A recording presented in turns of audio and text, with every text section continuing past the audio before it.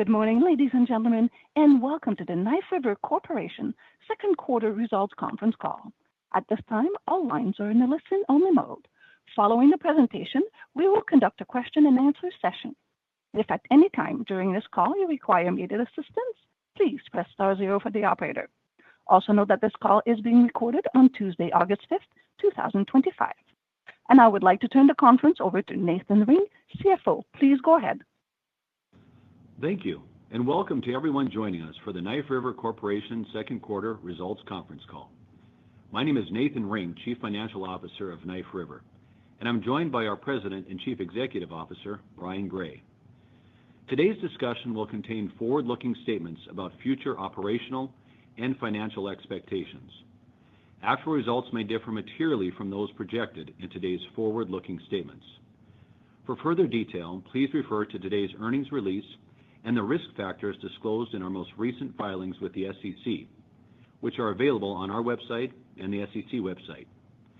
Except as required by law, we undertake no obligation to update our forward-looking statements. During this presentation, we will make references to certain non-GAAP information. These non-GAAP measures are defined and reconciled to the most directly comparable GAAP measure in today's earnings release and investor presentation. These materials are also available on our website. Brian will begin today's call with an overview of our second quarter 2025 results, followed by a segment recap and an update on our competitive edge plan. Following his remarks, I will provide a product line summary, a capital update, and a review of our 2025 financial guidance. At the conclusion of our prepared remarks, we will open the line for a question-and-answer session. With that, I'll now turn the call over to Brian. Thank you, Nathan. Good morning, everyone, and thank you for joining us. Before I talk about our all-time record backlog and the progress we're making on our growth strategies, I want to address the slower start to the first half of 2025. Simply put, we had unfavorable weather throughout most of our footprint, and we had fewer projects to bid and build in Oregon. Let me start with weather, where we had a difficult time getting out in the field to begin working through our record backlog. Rain plagued our operations throughout the central segment and pockets of Montana and Wyoming. In key markets across those regions, it rained on nearly 40% of the available workdays, impacting revenue, volumes, and gross profit. Not only did weather negatively affect our construction revenue and materials volumes, it also impacted our energy services operations, as it reduced shipments of liquid asphalt. As we've discussed on previous earnings calls, we had favorable weather the past two construction seasons, but this year, it's causing substantial disruptions for our crews as they try to get to work. I'd like to pause for just a moment here and also recognize the tragic flooding that occurred in Texas over the 4th of July weekend. Torrential rain overwhelmed rivers and claimed innocent lives. Our hearts go out to the families who are coping with that loss. I'd also like to thank first responders for their heroic actions. Thankfully, our Texas team members were all safe. They are actively repairing our Honey Creek quarry operations where floodwaters washed out our access roads. In addition, the rail line servicing our quarry was damaged and is currently under reconstruction. Sales volumes will be down for the third quarter at Honey Creek as repairs are made, but we expect to see strong demand once we start selling materials there again. This impact has been included in our revised guidance. The other factors for our slower start to the year was project availability in Oregon. On both the public and private side, we continue to see work being delayed. Over the past few years, the state DOT has heavily invested in several mega projects that are over budget. This has diverted funding from paving work we typically perform. The state legislature has been called into special session later this month to address additional DOT funding, which we're watching closely. On the private side, macroeconomic factors, including uncertainty around tariffs and high interest rates, continue to affect Oregon's manufacturing and import-export industries, prolonging delays on private projects. We continue to right-size our crews and equipment pool in Oregon and have been mobilizing our teams to where the work is as we manage through the current demand environment. To provide some year-over-year context on Oregon, our aggregates volumes were down about 25% in the first half, or approximately 1.2 million tons. This is having a direct impact on our consolidated financial results. Over 50% of Knife River's EBITDA variance for the quarter, for the year to date, and to our updated guidance is directly related to Oregon. That said, we still expect the state to be a solid contributor. We anticipate Oregon's EBITDA margin, which has been Knife River's North Star for the past decade, will continue to be accretive to our overall results for the year. And while Oregon has its challenges at the moment, there are many good things happening in our other 13 states. Let me start with the West, where we got off to a faster start in California, Hawaii, and Alaska. Aggregate volumes were up almost 60% this quarter in Alaska, while ready-mix volumes were up in both Hawaii and Alaska. In California, asphalt volumes were up along with contracting services revenue, which improved 30% over last year. We expect contracting services will continue to have a strong year in California, and we further expect volumes in all product lines to be up in California, Hawaii, and Alaska. I've stated several times that these states, which make up our legacy Pacific segment, have historically been a top contributor for Knife River, and it's exciting to see their progress on our competitive edge initiatives. Finally, in the West, the state of Washington recently increased its transportation funding by over $2 billion, and we are seeing more opportunities to bid bridge work in that market out of our pre-stressed division. Switching to Mountain, we anticipate another solid year. As you can see in our quarterly and year-to-date performance, work was affected by our ability to get in the field due to weather and project timing, both causing a delayed start to the construction season. Also causing lower revenue and profitability this quarter is the lack of asphalt paving in Montana, as the DOT is spending a larger portion of its budget on bridge structures. But this region has all-time record backlog. The DOT budgets are strong, and we continue to see more opportunities to bid private work. Idaho approved funding during the quarter focused on relieving congestion, and we are seeing shovel-ready projects already coming out for bid. We're currently working on the $95 million Farmway Road project in Boise, and recently secured a $54 million interchange project in that same market. In Central, the acquisition of Strata drove record second quarter volumes, revenue, and EBITDA, and our quarterly results could have been even better if not for the rain.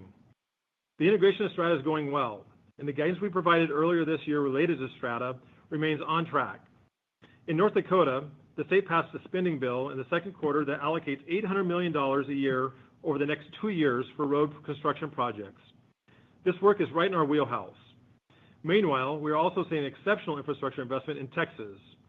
We're preparing for a $118 million multi-year highway project in College Station, where we are a material supplier and paving subcontractor. Our Texas team also landed a $33 million paving subcontract for a highway project in Madison County. Even though these projects are larger in size than traditional projects in our backlog, they are work we typically perform and have similar risk profiles. And finally, at Energy Services, volumes increased year over year with the acquisition of Albina Asphalt and the addition of our new polymer-modified liquid asphalt plant in South Dakota. Wet weather in the Midwest and economic challenges in Oregon negatively impacted financial results in this segment for the quarter. However, we expect EBITDA margin at Energy Services to continue to be accretive to Knife River again this year. Looking ahead, we have many opportunities across our company as we move into the second half of the year. We have record backlog, a strong demand for our products, and several exciting edge updates. Our second quarter backlog of $1.3 billion is the highest of any quarter in Knife River history. And this wasn't just delayed work being pushed forward. We secured $650 million in new projects during the quarter, a $250 million increase from the same time last year. Record DOT budgets are driving record backlog. Approved budgets in Knife River states are growing 14% for fiscal year 2026, compared to just 3% for the U.S. average. Our 14 states also have about 60% of IIJ funding still to spend, and we expect IIJ to continue to positively impact our markets well past the bill's expiration. As we enter our busiest quarter, we have a lot of work that should carry us through this year and into 2026. We expect our record backlog to drive volume growth across all product lines in the second half of this year. On top of strong budgets and record backlog, we also remain focused on our competitive edge strategy of EBITDA margin improvement, discipline, growth, and excellence. We are committed to achieving our long-term goal of 20% adjusted EBITDA margin, and we see multiple paths to get there. One of those paths is growth, and we have acquired 2 aggregates-led companies since the first quarter. In May, we purchased Kramer Trucking and Excavating in St. Cloud, Minnesota. Kramer provides infill growth for us in the central part of the state. It has 9 sand and gravel sites to support our current footprint, along with a strategically located granite quarry on Interstate 94 that can serve the suburbs of Minneapolis. Then in July, we acquired High Desert Aggregates and Paving in Bend, Oregon. Bend's population has grown 8% in the last 5 years, and we expect this market to continue to grow faster than the national average. High Desert adds aggregate reserves along with downstream asphalt production and paving to help serve this area. Both of these acquisitions align with our growth strategy. They are negotiated deals infilling our mid-size, high-growth markets. They are aggregates-led, and they are able to quickly integrate into our system. We have maintained an active deal pipeline and will continue to pursue acquisitions, as well as organic growth opportunities that fit our strategic goals. We also continue to invest in long-term growth through our process improvement teams, or PIT crews. These crews are focused on self-help through standardization, cost control, price optimization, and pushing toward excellence in all we do. This takes time. We are still in the early stages on many of these initiatives, but we absolutely expect this investment to have a strong and sustainable return for our shareholders. Pit crews are an important part of our EDGE strategy. Another integral part of our strategy is materials pricing. In the second quarter, our teams improved pricing on aggregates, ready-mix, and asphalt. Nathan will talk more about this in his remarks, but we continue to gain traction with the implementation of our dynamic pricing initiative, along with new and improved technology to support it. All told, we have a lot of high-quality work in front of us, a proven strategy, and positive market fundamentals. We have record backlogs of $1.3 billion. That is secured work with dedicated public funding. There's bipartisan support at the federal, state, and local levels to continue the build-out of America's infrastructure. This is exactly the type of work we perform. We also continue to drive pricing improvements on construction materials as we roll out our commercial excellence initiatives. And finally, we have an incredible team that's laser-focused on working safely, controlling our costs, and becoming best-in-class in everything we do. All of this gives me great confidence in our ability to deliver long-term value for our shareholders. With that, I will turn the call over to Nathan. Thank you, Brian. As we review our product lines, the wet weather during the quarter and the Oregon economy put downward pressure on our financial results. Generally speaking, impacts from rain cause lower volumes and challenging operating conditions, leading to higher per-unit fixed costs and compressed margins in our product lines. Additionally, the softening in Oregon shifted Knife River's overall revenue mix away from this higher margin market, which also impacted gross margins in our product lines. Beginning with contracting services, we saw an 8.5% decline in revenue for the quarter compared to last year. With a return to normal weather, we expect to get back in the field and focus on our core paving projects. As we look forward, we are encouraged to see that the states where we operate have DOT budgets growing faster than the U.S. average, and that 10 of our 14 states are forecasting record DOT budgets for 2026. Our backlog continues to be primarily public work at about 90%, with approximately 80% expected to be completed within the next 12 months. Moving to asphalt, the delays we experienced in contracting services also impacted asphalt revenue, with volumes declining 9% for the quarter compared to the previous year. However, we were able to improve gross profit per ton by almost 8% as we maintained pricing discipline despite lower demand. We were also able to increase third-party sales within the quarter, and as paving work picks up in the second half, we anticipate that volumes will improve for the remainder of the year, and that full-year volumes will be in line with last year at comparable pricing. Aggregate revenue increased for the quarter compared to last year, benefiting from the acquisition of Strata and our continued pricing initiatives, which resulted in higher prices of almost 12%. However, as a result of headwinds previously mentioned, we experienced lower volumes, along with production costs not fully absorbed into inventory, both of which had an impact on gross margin for the quarter. Looking ahead, with the recent addition of Strata and continued self-help from the pit crew, we believe aggregate volumes and gross profit will keep improving, and we expect full-year results for volume to be up mid-single digits and pricing to be up high single digits. Ready-mix volume and price improved for the quarter compared to the prior year, resulting in a 15% increase in revenue. Our central segment saw the largest volume increase related to the recent acquisition of Strata, and West saw higher demand in Hawaii and Alaska.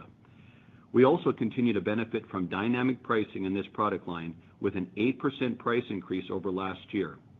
However, gross margin was affected by the revenue shift I mentioned earlier, as we had less overall volumes from the higher margin Oregon market. Guidance for ready-mix includes volume increases of low double digits and pricing increases of mid-single digits. Moving from operations to administration, SG&A increased $9.7 million for the quarter compared to the previous year and was in line with our expectations.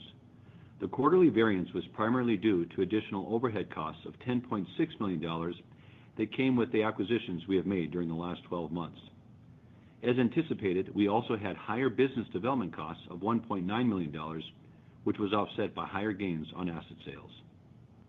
In previous quarters, we talked about a step-up in SG&A of $20 million for this year, related to business development costs and EDGE initiatives that we expect will help the company grow and improve margins. We also noted this amount will be front-loaded to the beginning of 2025, and we have spent approximately $14 million on this step-up through the first half. For the full year, we believe SG&A is still in line with what we had shared with you in the prior quarter, which is an increase of mid-single digits over 2024 SG&A, plus this $20 million step-up and the additional overhead from our acquisitions. For our capital allocation, we continue to put our balance sheet to work in maintaining and growing operations. Through the first half of 2025, we have spent $111 million maintaining, improving, and replacing our plant and equipment. And for the full year, we anticipate our maintenance capital expenditures will still be 5 to 7% of revenue. We have also invested $620 million in acquisitions, growth projects, and reserve replacements that fit our vertically integrated, aggregates-led strategy. In addition, we have $50 million approved for organic projects, which put our total growth spend at $670 million for 2025. Any additional acquisitions or new organic projects would be incremental to these amounts. We ended the quarter with nearly $1.4 billion of long-term debt, which includes $183 million borrowed on the revolver, putting our net leverage position at 3.1 times. Keep in mind, this is at the peak of our seasonal borrowing needs, and we anticipate the revolver will be fully repaid by year-end. Based on our current EBITDA guidance, we expect that the net leverage position should end the year below our long-term target of 2.5 times, keeping additional capacity for future strategic investments. As we consider our first half results and look at the remainder of the year, we are lowering the midpoint of our adjusted EBITDA guidance by $55 million. About 75% of that reduction is related to the first half headwinds of a softer Oregon market and wet weather. In the second half, we expect continued softness in Oregon and a lower EBITDA contribution from energy services to be largely offset by recapturing pre-production costs, taking advantage of paving opportunities, and benefiting from our recent acquisitions. Our updated guidance includes consolidated revenue between $3.1 billion and $3.3 billion, adjusted EBITDA between $475 million and $525 million, including geographic segments and corporate services between $425 million and $465 million, and energy services between $50 million and $60 million. With the exception of the flooding in Texas and the Oregon economy, both of which are included in this update, guidance is based on normal weather, economic, and operating conditions.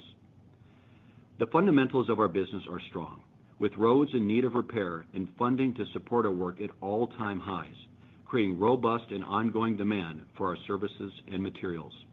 We believe we are well positioned to succeed with the continued implementation of our self-help initiatives and EDGE strategy, and we are excited about our future. I would now like to open the call for questions. Thank you. Ladies and gentlemen, if you do have any questions at this time, please press star followed by 1 on your touch-tone phone. You will then hear a prompt that your hand has been raised. And should you wish to decline from the polling process, please press star followed by 2. And if you're using a speakerphone, we do ask that you please lift the handset before pressing any keys. Please go ahead and press star 1 now if you have any questions. And your first question will be from Brent Thielman at D.A. Davidson. Please go ahead, Brent. Hey, thanks. Good morning, team. I guess appreciate the bridge and the walk on the revisions to guidance. Was hoping maybe just in regard to the Oregon market,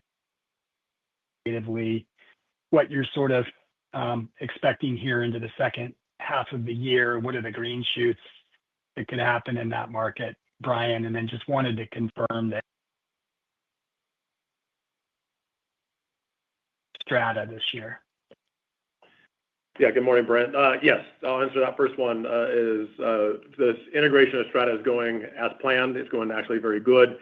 And so that original guidance we gave back 3 months ago of an increase of $45 million is still on track.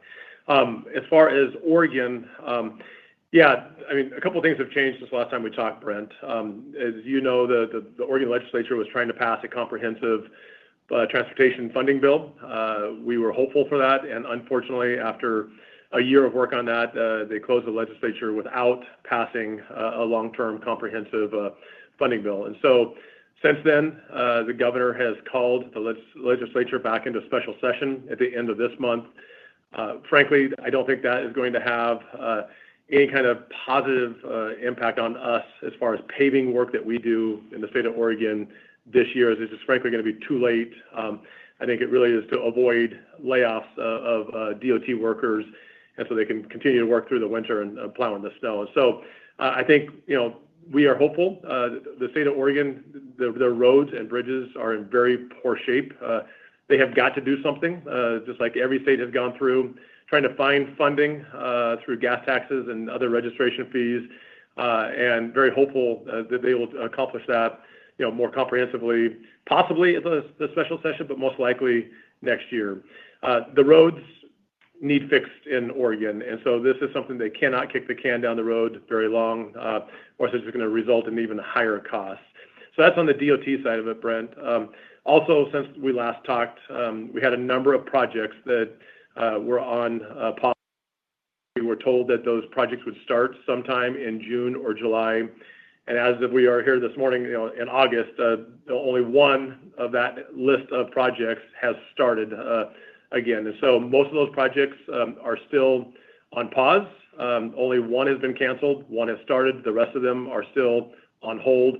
And so that is a change since we last talked, and it's been baked into our guidance, as Nathan mentioned, or as I mentioned, more than 50% of our revision to our guidance is because of Oregon. More than 50% of our quarterly and year-to-date variances is also from Oregon. So it's definitely having an impact on us. Okay. Yeah, appreciate that, Brian. And then on the, good to see the record backlog here. There's some comments here, margins maybe somewhat lower. Is that a consequence of the work you're taking? Is it more competitive? Was just wondering around what factors might drive lower margins there. Yeah, part of that is, just as we shift revenue from regions, as you know, Oregon has been the North Star as it relates to our margins. And there's a lot of good things happening in Oregon still, and they're still going to be accretive to our overall margins. But as we shift revenue from Oregon into other regions, that's part of that lower margins in our backlog. And then just some of those larger jobs that we picked up, multi-year projects. When you pick up those larger jobs, Brent, sometimes they come at lower margins, but also those larger jobs have a lot of opportunities for value engineering and bonus potential. And so we're excited about our $1.3 billion backlog, but that'd be the reason for those slightly lower margins in our backlog. Okay. Last one, the aggregates ASP, really impressive here, particularly relative to what we've seen around the industry. I guess your views on sustaining that. I see your outlook for the year, but do you chalk it up to just the discipline that's happening at the ground and focus on price, dynamic pricing? Is it mix this quarter? Just any help there would be good. Yeah, no, I think definitely want to give credit to our team and our discipline in implementing dynamic pricing. That is gaining traction. The addition of Strata has helped our average selling price. And then, as you know, our average selling price does include freight, does include different product mix. And so, we did raise our guidance from mid-single digit pricing because of the continued momentum that we're seeing in dynamic pricing. We raised that up to high single digits. And so we are very pleased with those fundamentals, Brent, that will last for a long time. That is a very positive sign for our aggregates division. Okay. Very good. I'll pass it on. Thank you. Thank you. Next question will be from Catherine Thompson at Thompson Research Group. Please go ahead, Catherine. Hi, thank you for taking my questions today. Wanted to follow up on your Strata Albina acquisitions and just in terms of how are they performing in the quarter, really focusing on their organic volume and pricing for both of those acquisitions.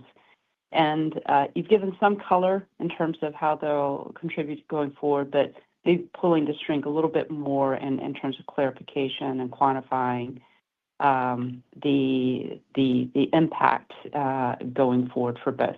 Thank you. Yeah, thank you, Catherine.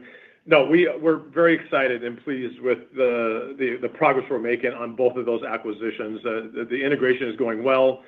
They are they're materials-led businesses that fit very well in our edge strategy. They both have contributed to our seasonality in the first half of the year.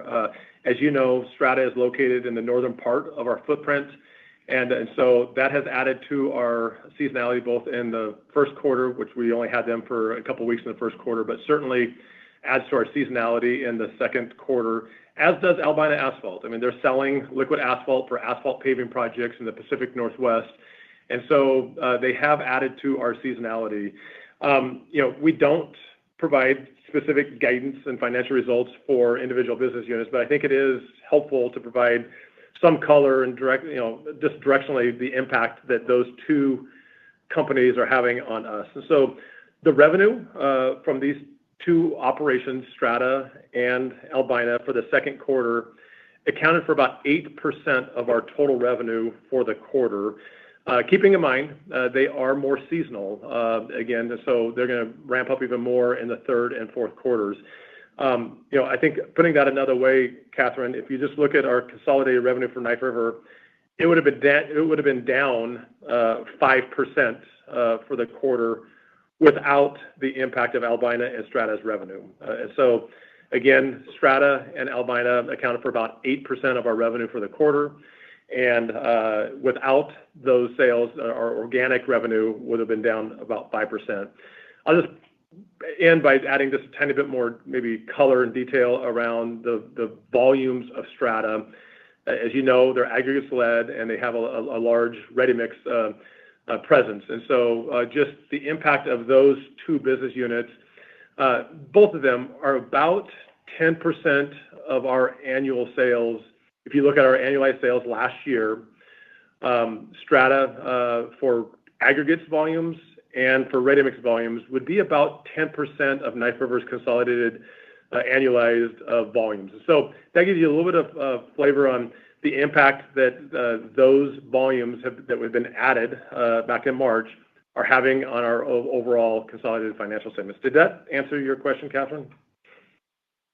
Yes, it did. And then on a go-forward basis, how do you think about the magnitude of the contribution for Q3, which you had noted as a higher relative contribution on an annualized basis? Yeah, I think it's going to be, right now they've made up 8% in the quarter. They are more seasonal, so I see that ticking up. That would be similar in line with kind of the aggregates and ready mix contribution in that 10% range. I think as you look at our, we reconfirmed the guidance that we provided on Strata. That's in that 9-10% of our overall EBITDA for the year. And so I think, if you look at margins and contributions from those two acquisitions going forward, we've publicly stated in the past that Albina, until it becomes fully integrated into our energy services model, probably slightly dilutive. And on the Strata acquisition, we've mentioned in the past that that's going to be accretive to our margins. So I think going forward, as far as EBITDA contribution and into the second half of the year, that might provide you some additional color. Okay, and just to clarify, I believe you said this earlier, the prepared commentary or follow-up, but part of the reason for the aggregate pricing raised guidance is in part due to these two acquisitions. Is that correct in hearing that? Yeah, for Strata, yes. Albina is strictly a liquid asphalt supplier, and so, yes, a small piece of that is from Strata, but a larger piece is just the continued traction and implementation of our dynamic pricing throughout all of our regions. Very pleased with the progress we're making in that initiative. Okay, great. And then following up on Oregon, I appreciate the color that you had previously on that. But just the clarification on the public side, we've seen a lot of states, many states over the past several years come to a head with funding infrastructure, several, including Tennessee, where we're based, that had a reckoning moment where they had the overall infrastructure funding has worked out well. Where do you put Oregon in terms of that journey towards the reckoning of reassessing infrastructure funding for the state? Yeah, I think the good news is that everybody understands the need for the funding. I think the hard part is where's it going to come from, and whether it's gas tax or registration fees, and the accountability that of the current dollars that are going into ODOT from the gas taxes. They've got some challenges. They have several large mega projects that are over budget, and so I think that they need to get some better trust with the legislatures and the general public. But there's no doubt that the roads, everybody on both sides of the aisle, there's bipartisan support. The taxpayers understand the need for infrastructure investment. And so they're going through that process right now. I think, like I mentioned, there was a lot of hope and a lot of traction that they would get that done about a month ago. They've been working on it for a full year. They had road shows across the state. They built the momentum and support that people understood the need for infrastructure investment. But unfortunately, they did not get it across the finish line. And so, we will be paying close attention to the special session that's been called for later this month. And then the results of that will continue to work during the off season to get something more meaningful passed. So you're right, Catherine, every state goes through this cycle. Fortunately for us, we have many states that have been successful, whether that's North Dakota or Texas or Washington, Idaho. I mean, that is more than offsetting what's going on in Oregon. I mean, just to remind you, we are in 14 states, and Oregon is one, and we'll talk a lot about it probably today because the impact it's having. But we have record backlog, and the fundamentals are the same in Oregon as they are in other states. The roads need to be repaired. We just need to find the funding to get it, and we'll get that done in Oregon. Yeah, actually, as you described it, it sounds a little bit like Georgia and what happened where they had a failed referendum and did the same course, which resulted in going back and overhaul funding. All right, Yeah. Thanks very much, and I'll jump back in the queue. Thank you, Catherine. Next question will be from Trey Grooms at Stephens Inc. Please go ahead, Trey. Yeah. Hey, good morning, everyone. Thanks for all the color on this. And there's a lot of moving pieces as we kind of move into the back half of the year. You mentioned Strata. You're going to see a pickup here this quarter and continuing into fourth. There's some moving pieces around Oregon. Understand all that, but is there anything or any way you can help us kind of maybe fine tune the cadence or seasonality that's kind of in the back half of this year as we look at third quarter and fourth, and then understanding, not to bring 26 into the picture just yet, but just understanding the increased seasonality that Strata and specifically Strata brings to the table, and this year being really abnormal maybe from a weather standpoint. Is there any way that just kind of pro forma the Strata acquisition that we can think about just typical seasonality? I don't know if it's from a percent of total standpoint for each quarter or just any kind of broad strokes on that, because I think we were a little off on calibrating the seasonality. So any help there would be great. Yeah, I think the thing that compounded that problem more than anything is the weather that we had in those regions, and so it was wet up in North Dakota and Minnesota, and throughout much of our our central footprint, and so that definitely compounded the seasonality. But just the sheer footprint of the Strata acquisition. I mean, we disclosed in the first quarter that it had about a 200 to 300 basis point impact on our seasonality in Q1. And I would say that that's going to be similar in Q2. I mean, maybe 100 to 200 basis points for our seasonality of not just Strata, but again, Albina. We don't really get going on a lot of asphalt paving in the Pacific Northwest until middle part of that second quarter, call it April, beginning of May. So yes, we have added to our seasonality curve going forward. That will carry into next year. Compounding the problem this year was just the number of rain days that we lost to production, and then just some timing of some asphalt paving projects Trey compounded that as well. So, going forward, assuming normal weather, I think that the new cadence for our seasonality would be reflective of 1% to 2% off of our 5-year history in the first quarter, and 1 to 2 percentage points less in the second quarter, pushing primarily into the third quarter with a small pickup in the fourth quarter. So I think that would get into your question. Yep. Yeah. Okay, Brian, that's helpful. There's been a lot of talk about Oregon, clearly, and I understand that's important, but also, to your point earlier, you guys are in a lot of other places besides Oregon. So you named, Alaska, California, Hawaii, seeing some positives there. But can you maybe talk about just generally your overall footprint, where you're seeing some of the positives? Again, you named some of these states, but kind of what's driving some of those, and maybe across your footprint where you're seeing some strength versus just the headwind that we're seeing in Oregon.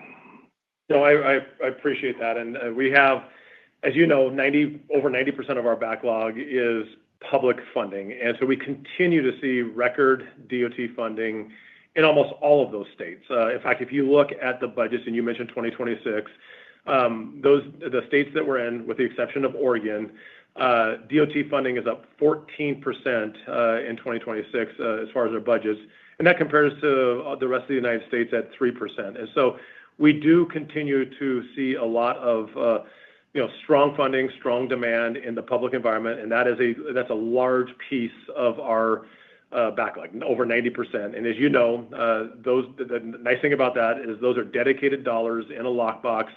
And we've not seen, even in Oregon, through this challenging time, any of those DOT jobs that are in our backlog get canceled. And so that is very secure work.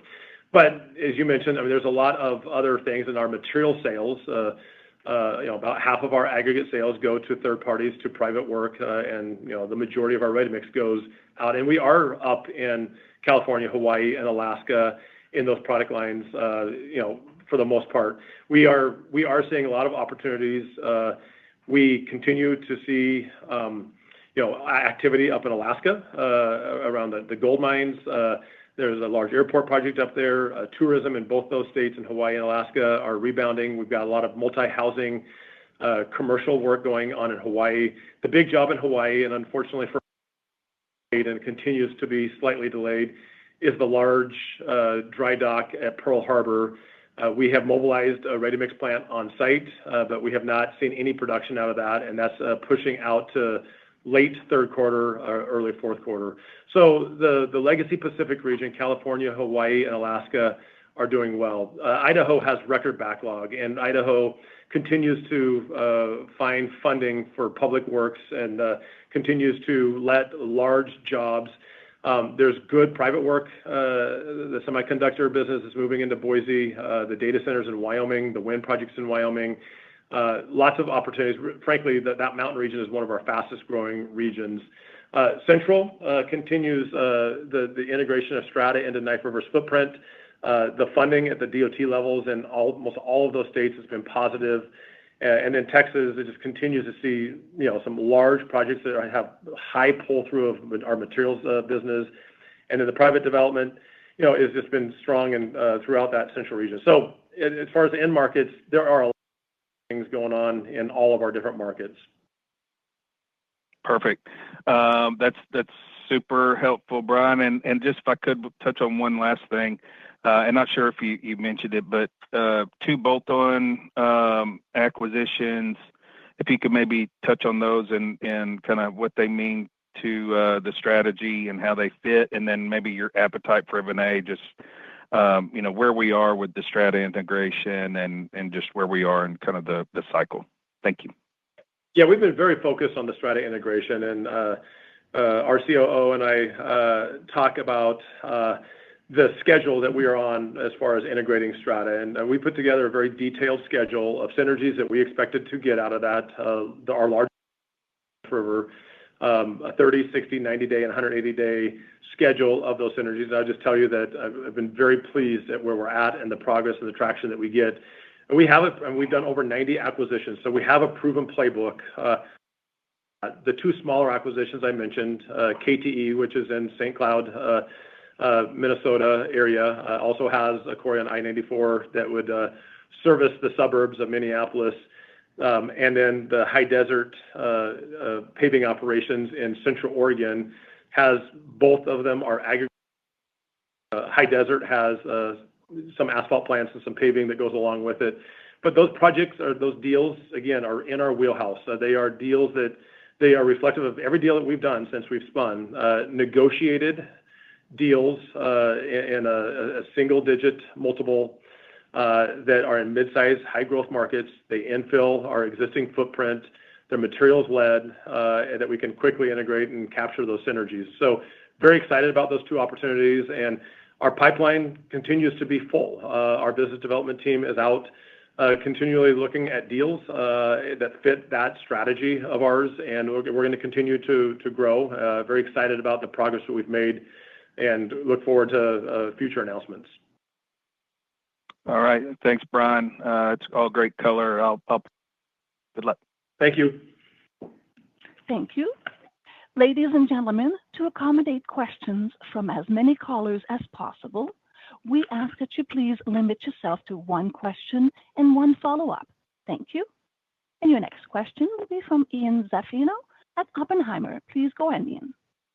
Hi, great. Awesome. Thank you very much. Question would be, I guess, to return to pricing. How far along are we on the dynamic pricing? If you look at kind of across the portfolio, maybe on a percentage basis, and just given how strong the quarter was as far as pricing, what kind of explains, I guess, the step down that the guide, even though the guide's raised, it still kind of assumes a little bit of a step down. So wondering what that was. And then if I was to just slip in one more is, and it kind of feeds into this, is, you throw out the 20% number again, how are you thinking about that and getting there as far as either timing and then just Oregon, then just delay the timing of maybe potentially achieving that 20%? Thanks. Yep. So, I think on the pricing, as far as where we're at with dynamic pricing, it's a little bit different like we've talked about in the past. I mentioned that Strata, we've honored the pricing and we've not, we're beginning to implement dynamic pricing, but part of the fundamentals, part of dynamic pricing is that we don't send out the price increase letters. And so when we acquired them in March, we will be at the very beginning process of implementing dynamic pricing throughout Strata. So that's something that's still upside that we'll see next year. But they've got good pricing. It's just a different model. This is more the traditional model, and we'll be moving to dynamic pricing. All the way to the Northwest region where dynamic pricing came from. They're probably in that 8th or 9th inning. And then we've got other segments, other regions, other states that are still in that second and third as we kind of build out our sales team, do training, implement the new tools that we have, the new software that we've got. But generally speaking, I would say that Knife River, the progress we're making, the traction we're getting with dynamic pricing, the tools that we're putting in place, the dashboards that we are monitoring, I would say that we're 50% of the way there on dynamic pricing. I would say that I'm excited and see the momentum that we are raising our pricing guidance from mid-single up to high single to reflect that traction. But keep in mind, the first and second quarter are not our biggest quarters. And as we look forward in the third quarter, and as we look at the central region coming online with more volumes, kind of back to that region mix, those numbers will shift. And as we look at just our same source sales, the one product at the same pit, I think high single digits is more reflective than the low double digits that we've seen currently as we look at the next 6 months. But those are incredible numbers. The high single digits for pricing is very positive momentum. It's a key pathway for us to get to that 20% flag that you talk about. A big part of our EDGE strategy is to continue to increase the percent of our revenue into aggregates and to continue to optimize our pricing and maximize the total EBITDA contribution. And aggregates is an important part of that. And you can see that in our largest acquisition to date, Strata. You can see that in KTE and High Desert. We're going to continue to look at those opportunities. And so, Ian, we've identified a number of different paths to get there to 20%. Oregon is a temporary setback, but that's why we are diverse, both geographically and by product lines. We like our strategy, and we can get to 20% with where Oregon is currently at. It ebb and flows. I've mentioned to you, Ian, in the past that I've looked up to the Pacific region, the legacy Pacific, California, Hawaii, Alaska, as being one of our North Stars for a long time. And the progress that we're making on our edge strategies and the overall economy in those states, they've had a fantastic year. If you look at the West segment, it almost completely overshadows what's going on in Oregon, and that's a very positive thing. So multiple paths to get to 20%. It's a long-term goal that we continue to be focused on. I can tell you that our management team and everybody out in the field at Knife River are laser focused on all aspects of that edge strategy to get to that long-term 20% goal. All right. Thank you very much. Thanks, Ian. Next question will be from Garik Shmois at Loop Capital Markets. Please go ahead, Garik. Oh, hi. Thanks. Sorry if some of these questions are redundant. My call was dropped earlier, but I wanted to follow up on contracting services and just the increase in the number of larger jobs in your backlog. Is that just something that was opportunistic over the last quarter based on what was coming up for bid? Are you generally seeing larger projects coming up? Maybe there's a mix shift happening, or is it maybe a change in this overall strategy to go after larger projects as opposed to some of the smaller maintenance work we used to do? Yeah, definitely not a change in strategy. The majority of our backlog continues to be projects less than $5 million. This is really a result of DOTs deciding internally to maybe more efficient to manage one larger project and have just one set of project schedules and contractors on a site.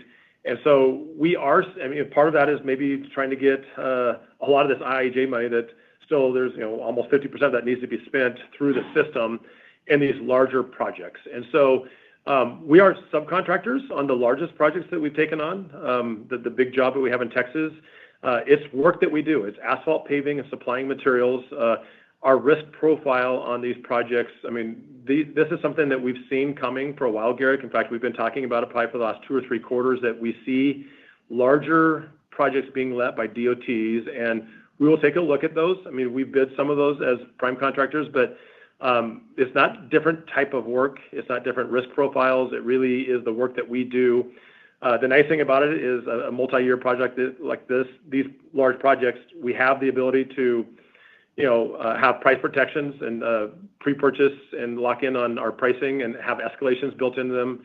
But it's also secured backlog for the next couple of years on some of these projects. So you did see a shift in the amount of backlog that we burn in any one year down to that about 80% now. Okay, that's helpful. Follow-up question is just on the weather impacts and how we should think about your ability to recover the volumes that were delayed from the first half of the year. Should we expect some of that to bleed into 2026? And also just was hoping you could provide some color on how July has trended, recognizing Texas, there was severe flooding, so you've called that out, but other public aggregates and cement companies have spoken to strong demand so far in July, and I'm wondering if you're seeing a similar rebound in markets where weather has not been an issue. Yeah, with the exception of our Honey Creek facility that has been shut down for the majority of all of July and continues to be shut down and will be through part of August, is that the demand is strong. The backlog is there. The demand is strong. But, our weather has been mixed, frankly, in July. And we've had very favorable weather in a large portion of our footprint, but there is still pockets that we continue to get rain. This is the time of year where it's a little bit easier. It dries out faster. It doesn't rain quite as much typically this time of year. So a lot of times they're just, thunderstorms that come through, causing some rain that we can typically work our way through. But the overall demand is strong, and I'm pleased to see with where we're at on our volumes for July. And I think that's reflective when we put our guide together, for this call for our volumes in all product lines. I think that is reflect. We did take July into consideration for that guidance for the rest of the year. Okay, thanks. I'll leave it there. I appreciate it. Yep. Thank you. Next question will be from Chris Ellinghaus at Siebert Williams Shank. Please go ahead, Chris. Hi, guys. How are you? Good morning. Thank you, Chris. Brian, you sort of talked about Oregon and coming back to the legislature. It makes perfect sense that it doesn't aid 2025 very much. But do you expect, sort of Oregon state conditions to revert to normal for 2026? Yeah, I'm hopeful, Chris, but the reality is, and I mean, typically you don't pass comprehensive transportation funding in a short special session. I mean, you would, and so I would suspect that there'll be some stopgap funding that they accomplish at the special session, and that the legislature meets every year in Oregon, and so they'll be back in session again at the beginning of next year. And so I'm more hopeful that they will figure that out. I mean, what I can tell you is, again, that the need is there. I mean, there's an analysis that was done by the DOT that identifies, almost $1 billion, like $988 million of a shortfall to get the roads and the bridges up to an adequate, fair condition. There's a report out there right now that the DOT, the cycle that they're maintaining and replacing bridges is every 900 years, and these bridges were designed to last 50 to 75 years. And so they have to fix this problem. And as you know, Chris, the longer you delay maintaining these infrastructures, the cost of repairs and maintenance just goes up exponentially, requiring more materials. Not good. I'm a taxpayer in Oregon, not good for a taxpayer, but as a construction material supplier and a contractor that does that type of work, it's going to require even more materials. And so this is not a speculative problem. I think the challenge is finding ways to fund the transportation bill, and they will do that. I don't necessarily think they'll do that at the special session at the end of the month, but they will do that, sooner or later. So how does that impact 26 yet, Chris? I mean, I don't know. I would say I'll know more at the end of this month. We'll update everybody at the next quarterly call, and we'll know more kind of the progress that we're making in Oregon as far as the DOT funding. Okay, great. That helps. In the quarter, I want to say that Strata gets masked due to the weather impacts. So could you just sort of, it seems like Strata must have been pretty significantly accretive to margins. So can you just sort of talk about what you saw from Strata in the second quarter, and how did it match up versus your sort of expectations? Yeah, I mean, other than the impact they had to weather, and there was absolutely an impact to Strata from weather, but everything else that we're seeing with the integration, with their sales volumes, I mean, it's right on plan, and that's why we're maintaining the guidance for Strata to continue to contribute that $45 million that's baked into our guide going forward. And so the revision to our guide does not, there is no negative impact. And frankly, if you look at our range within our guide, I would say that one of the ways we hit the upside, the high end of that range, is we are excited at what we're seeing at the Strata acquisition. There's nothing there that has been alarming. There's no surprises. We can't control the weather, but we can control our pricing, our bid room strategies of quality over quantity. All of the EDGE principles, they've embraced those principles at Strata, and it's on track, Chris. I would just say that it's on track. Okay. Can I sneak in one really quick question? Are you guys working on the Micron projects in Idaho? There's probably some opportunities for us. We are in conversations as they continue to look at getting that project back on track. And so I would say that we are in conversations with the team at Micron. Okay, great. Thanks a bunch. Appreciate it. Yep. Next question will be from Gabe Hajde at Wells Fargo Securities. Please go ahead, Gabe. Brian and Nathan, good morning. Morning. Three questions. One is, and I know there's been a lot of airtime on Oregon, and maybe unfair to ask it this way, but can you kind of give us, at a state level, what it's down or what you're projecting it to be down that's embedded in your guidance year over year? And if nothing changes as it relates to funding, perhaps what that kind of, the run rate into 2026, have we seen all of the, I'll call it max pain, or would there be something in Q1 that would come out of it? I'm assuming not much because of the seasonality of the business. Yeah, we don't provide individual state guidance, and I probably won't do that here, Gabe. What I can tell you is that if you look at our variance, the negative variance year over year for the quarter, for the first half of this year, and the update to our guidance, the $55 million reduction in the guidance, that we've said that more than 50% of that variance for the quarter, for the year, and to the guide is directly related to what's going on in Oregon.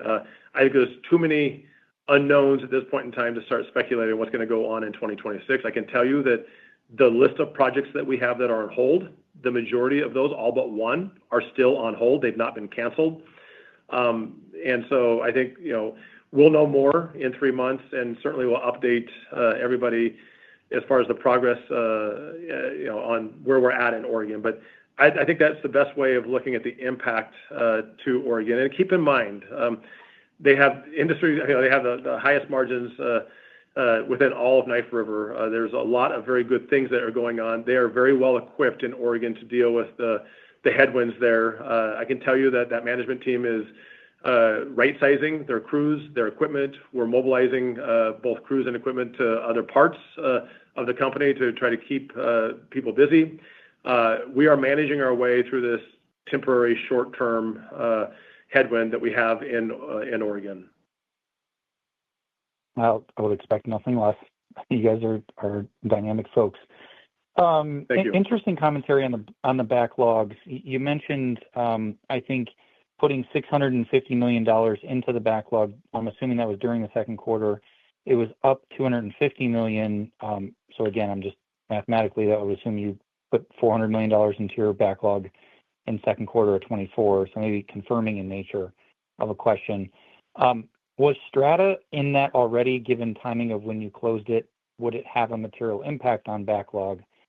And then can you talk about maybe just geographically where some of that, that incremental $250 million is sitting? Yeah. So there is no backlog from Strata back in 2Q of last year. And so that would all be incremental. It's somewhere in that $50-60 million of backlog that we had, some Strata that we added to our overall backlog. And so the majority of what we picked up, the gain, the $250 million increase year over year. You're right. You did the math right. We had very close to, we gained $400 million in backlog last year. This year, we secured $650 million of new backlog. And so, I said that right? Yes. And so a lot of that came from some larger projects, 2 of them down in Texas, 1 in Idaho. We secured a nice job down at Conley Pacific, down in Southern California. I mean, really, it's across the board. If you look at the states that we operate in, they all have very strong DOT funding. And so there's a lot of opportunities for us to continue to pick up backlog. And I think one of the upsides, and again, in our guide, is oftentimes this is the time of year where we'll start seeing some late jobs come out. The good news for us is we've got capacity to take on more backlog. And so we'll continue to look at those opportunities to continue to add more backlog. But it really came from some across all of our footprint. It came from some larger projects that we picked up. down in Texas and Idaho, and then a portion of that did come from Strata. Okay. And last one, I may have missed it. There's a lot going on this quarter, and you threw out a lot of numbers. The Strata acquisition around $450 million. I think you said $675 between the other two acquisitions that you've done and maybe some strategic capital. So I just want to make sure I heard you correctly. And if I did my math right on these other two deals, is that adding on an annualized basis another 20 to 25 million of EBITDA? Yeah, I'll let Nathan take on that question for us. Yeah, Gabe, good to hear from you. So from the standpoint of what kind of capital have we invested on the acquisition side, and I'll put that entirely into the growth bucket. So for the course of the year, Strata was the largest piece. As you noted, $454 million was the announced purchase price. We've done other acquisitions since then. So the total is $620 million through the year, that's through June, that we have spent on growth projects. That's acquisitions, that's growth reserve replacements, and organic projects that we have going on elsewhere. We have another that we're looking at for the remainder of the year that relates to an organic project that we have. So if you want to put that whole growth bucket together for 2025, we're looking at $670 million that would be related to that. And then on the maintenance capital, if you want to put the whole capital piece together, we spent about $111 million on maintenance capital. And just like in the past, this year is the same thing. We're anticipating that our maintenance capital expenditures would be 5 to 7% of revenue. So those two pieces, Gabe, would give you an idea of how much we have going invested into the company. And then remember, along with that, we did take on $500 million of Term Loan B to help fund the Strata acquisition. The rest is funded with internal sources of cash. And so I know you're probably looking at the net leverage, wondering if we've got a limitation there. But as we move through the rest of the year and take on the EBITDA, as we announced with the midpoint of our guidance, and pay off the revolver, we'll be in a net leverage position compared to EBITDA, probably close to 2, leaving additional capacity for us to pursue other acquisitions, greenfield projects this year and into next year. Does that help, Gabe? It does. Thank you. Thanks, Gabe. Our last question comes from Ivan Yi at Wolfe Research. Please go ahead, Ivan. Good morning, guys. Thanks for squeezing me in. Going back to the cadence of guidance, how much revenue and EBITDA are you expecting in 3Q versus 4Q? Just want to see if we should assume anything outside of normal seasonality there. Yeah, we have what is it? We've got a seasonality chart that we take a look at. And so within the first 2 quarters, we're generally, and I'll take a look at it in terms of EBITDA and revenue, is relatively close to that. We're probably around 20, for both first quarter and second quarter, about 20% of our revenue and EBITDA comes from that quarter. And then close to 80% almost of our EBITDA comes in that third quarter timeframe, with the remainder coming in the first quarter.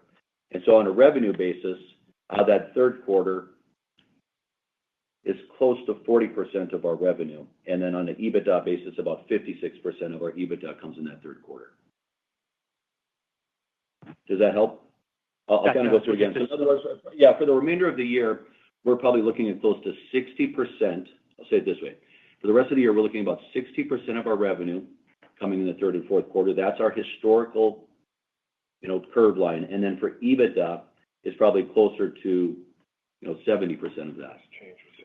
And then with the seasonality changes we've got here, it's probably a little bit higher than what it's been historically with the addition of Strata and Albina. That's very helpful. And then lastly, can you discuss how roughly transportation costs are trending? Also, roughly what % of your shipments are moved on trucks versus rails? Just want to see which modes are seeing greater pricing increases right now. Thank you so much. Yeah, I can take the overall cost piece of that, and then we can get into the transportation component. I would say, on the whole, our cost structure, when you're taking a look, whether it's labor, trucking, equipment, get into energy, on the whole, those are probably mid-single-digit increases year over year as far as the inputs. What you might be looking at on the other side, though, is, okay, wait a minute, your cost per unit is going up. That really is a reflection of lower volumes on fixed cost components. And so even though our input costs are mid-single digits, we've got lower volumes. And we did talk a little bit about weather, and that does impact our efficiencies to some degree. And so you can imagine working in the rain is not as cost-effective as working in dry weather. And then along with that, we did continue to have some pre-production costs. So on the whole, Input costs still sitting around that mid-single digits for the quarter, and I'd say this is temporary. Our cost per units are higher as far as our production costs. Is it specifically relates to transportation? Yeah, I mean, I'll turn it over. the majority of our material is still delivered by truck. I mean, we do a fair amount of rail in Texas. We do railing operations in Oregon. We got rail up in Alaska. And, the exciting thing about adding Strata is they move a lot of their aggregates by rail. They've had a very good strategy on rail for years. And so those rail movements will continue to increase, but right now the majority of our material is delivered by trucking. Thank you so much. Thank you. And at this time, I would like to turn the call back over to Brian Gray. Yeah, I'd just like to thank you all again for joining us today. Our second quarter was largely impacted by factors out of our control, but we continue to make good progress on our EDGE initiatives and believe we are well positioned to grow our company and deliver long-term value for our shareholders. We appreciate the interest and support, and will now turn the call back over to the operator. Thank you. Thank you, sir. Ladies and gentlemen, this does indeed conclude your conference call for today. Once again, thank you for attending, and at this time, we do ask that you please disconnect your lines.